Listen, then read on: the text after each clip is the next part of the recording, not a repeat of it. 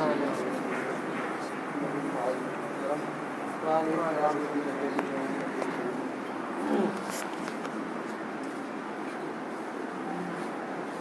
جو ہے آپ نے سماعت فرمایا کہ جو اس طرح کی بات کرتے ہیں کہ کسی کو برا کیوں کہیں، جتنی دیر کسی کو برا کہیں گے درود پاک پڑھیں گے ثواب ملے گا، اس کا جواب کل آپ نے سماعت فرمایا کہ ایسے لوگوں کا جواب کیا ہے۔ یقیناً درود پاک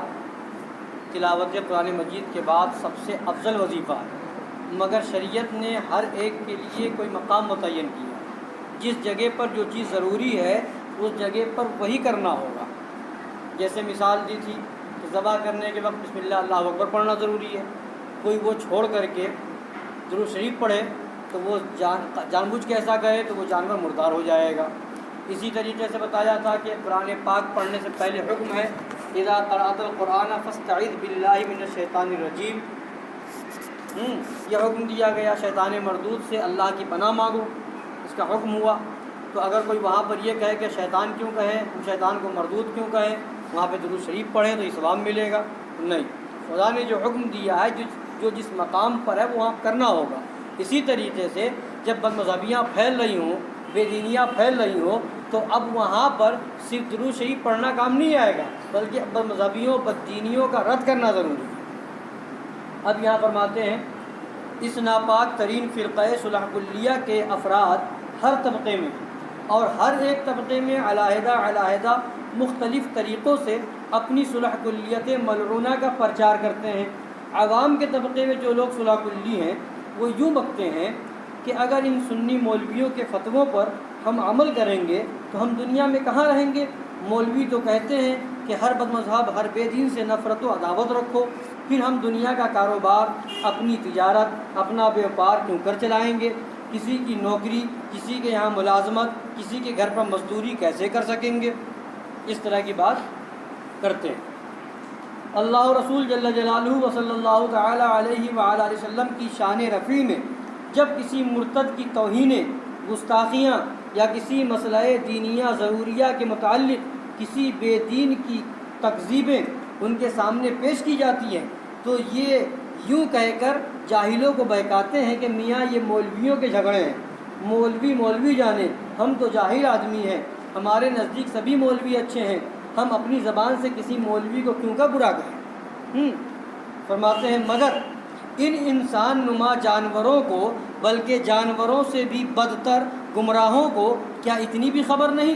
کہ زمانہ موجودہ سے پیشتر جو ہمارے اگلے پرکھے باپ دادا سنی مسلمان تھے، ان کا دین و مذہب وہی تھا جو حضور سیدنا الغوث العظم و حضور خواجہ غریب نواز و حضرت شیخ شہاب الدین سہروردی، حضرت خواجہ بہاؤالدین نقشبند، حضرت خواجہ قطب الدین بختیار کاکی، حضرت بابا فرید الدین گنج شکر، حضرت شیخ المشائخ سلطان الاولیاء نظام الدین محبوب الہی، حضرت داتا گنج بخش لاہوری، حضرت شاہ عبدالحق رضولوی، حضرت قطب عالم پنڈوی، حضرت مخدوم جہانگیر اشرف سمنانی کے چھوچوی، حضرت مخدوم شرف الدین یحییٰ منیری، حضرت شاہ محمد غوث گوالیاری، حضرت شاہ وجیہ الدین گجراتی، حضرت شاہ عالم احمد آبادی، حضرت شاہ پیر محمد سلونی، حضرت مخدوم علی احمد علاء الدین صابر کلیری، حضرت نصیر الدین محمود چراغ دہلوی، حضرت مخدوم بندہ نواز گیسو دراز، حضرت میرا سید علی داتار، حضرت سید سالار مسعود غازی، حضرت بدیع الدین شاہ مدار، حضرت مخدوم علی فقی ماہمی، حضرت سیدنا شاہ برکت اللہ قادری ماریروی، حضرت سیدنا شاہ اچھے میاں ماریروی و دیگر اولیاء کرام رضی اللہ تعالی عنہم کا تھا۔ کیا ان خبثاء کو اتنا نہیں سوچتا کہ اس 1350 برس سے زائد قدیم دین اسلام و مذہب اہل سنت کے مقابلے میں جس پر اگلے زمانے کے تمام اہل اسلام و اولیاء کرام رضی اللہ تعالی عنہم ہوتے چلے آئے ہیں، جو شخص کوئی نیا عقیدہ، نیا مذہب، نیا فرقہ گڑھ کر مسلمانوں کے سامنے پیش کرے وہ ہرگز سنی مسلمان نہیں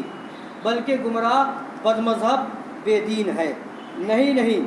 خبر ضرور ہے، اور اتنی بات کی خبر تو ہر گنوار مسلمان، ہر کسان مسلمان، ہر مزدور مسلمان کو بھی ہے جو اپنے آپ کو سنی مسلمان کہتا ہے کہ جملہ مسائل ضروریہ دینیہ وہی مسائل تو ہیں جن کو اسی 1350 برس سے زائد قدیم سچے مذہب اہل سنت کے ماننے والے برابر دین کے ضروری مسائل مانتے چلے آئے۔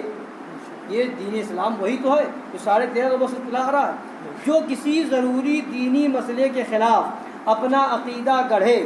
وہ اس قدیم دین اسلام اور مذہب اہل سنت کا مخالف ہے، اور جو اس 1350 برس سے زائد قدیم دین اسلام و مذہب اہل سنت کا مخالف ہو وہ گمراہ بے دین ہے۔ اس میں کون سی ایسی بات ہے جو ان صلح کلیوں کی سمجھ میں نہیں آ سکتی؟ لیکن یہ صلح کلیہ چاہتے ہی یہ ہیں کہ ایسے فریب دے کر عوام اہل اسلام کے دلوں سے مسائل دینیہ ضروریہ کی عظمت و اہمیت نکال دیں۔ فرماتے ہیں رہا توہین و گستاخی کا مسئلہ تو مرتدین دیوبندیہ و ملحدین چکرالویہ، زنادقہ خاکساریہ اور بے دینان لیگیہ وغیرہم کفار و اشرار نے اللہ و رسول جل جلالہ و صلی اللہ تعالی علیہ وآلہ وسلم کی عظیم و جلیل سرکاروں میں جو گندی توہینیں سڑی ہوئی دشنام ترازیاں کی ہیں وہ تو ان صلح کلیوں کی سمجھ میں نہیں آئی۔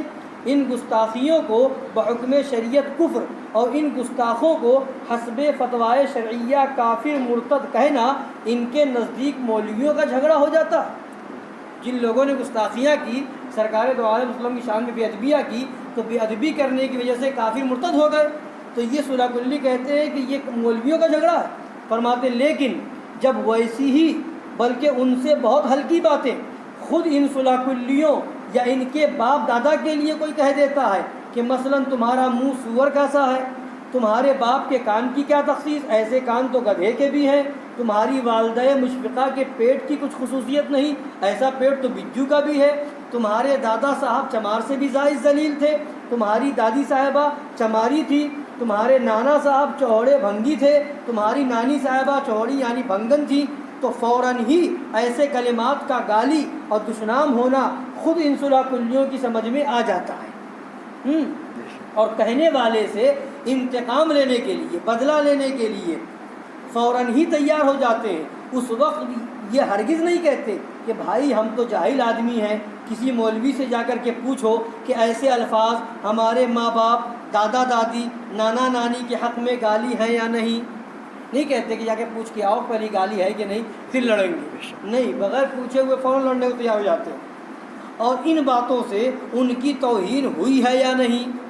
یہ جھگڑے مولوی لوگ سمجھ سکتے ہیں، ہماری سمجھ میں یہ باتیں نہیں آتی،